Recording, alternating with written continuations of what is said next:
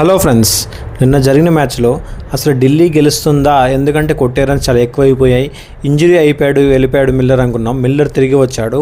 తిరిగి వచ్చిన తర్వాత మామూలు దంచుడు. తను ఒక హీరో లెవెల్లో ఎలివేషన్ ఇచ్చాడు. హీరోలానే ఆడాడని చెప్పొచ్చు. కానీ చివర్లో తనే విలన్ అయ్యాడు. ఎందుకంటే 2 balls 2 runs కావాలనుకున్న టైంలో తను సింగిల్ తీయకుండా లాస్ట్ బాల్కి కూడా తను 4 or 6 ఒకటి గెలిపిద్దాం అనుకున్నాడు. ఆ బాల్ డాట్ బాల్ అయ్యి వికెట్ కీపర్కి బాల్ వెళ్ళి వికెట్ కీపర్ బాల్ని ఎగ్జాక్ట్గా త్రో చేయడంతో కుల్దీప్ యాదవ్ రన్అట్ అయ్యాడు. సో 1 run తేడాతో గుజరాత్ టైటాన్స్ అనేది గెలవడం జరిగింది. సో హీరో అవ్వాల్సిన మిల్లర్ విలన్ అయ్యాడు అని చాలామంది అంటున్నారు. కానీ సీరియస్గా చెప్పాలంటే మిల్లర్ ఎక్స్ట్రాడినరీగా ఆడాడు. ఎందుకంటే తనకి దెబ్బ తగిలింది ఫీల్డింగ్ చేస్తున్నప్పుడు. అంతేకాకుండా బ్యాటింగ్ వచ్చినప్పుడు కూడా తనకి ఇంజరీ అయింది. ఈ 2 రీజన్స్ వల్ల వెళ్ళిపోయి తిరిగి వచ్చి మ్యాచ్ని గెలిపించినంత పని చేశాడు మన మిల్లర్ ది కిల్లర్. మీరేమనుకుంటున్నారు? మిల్లర్ ఇలా చేయడం కరెక్టే అనుకుంటున్నాడా?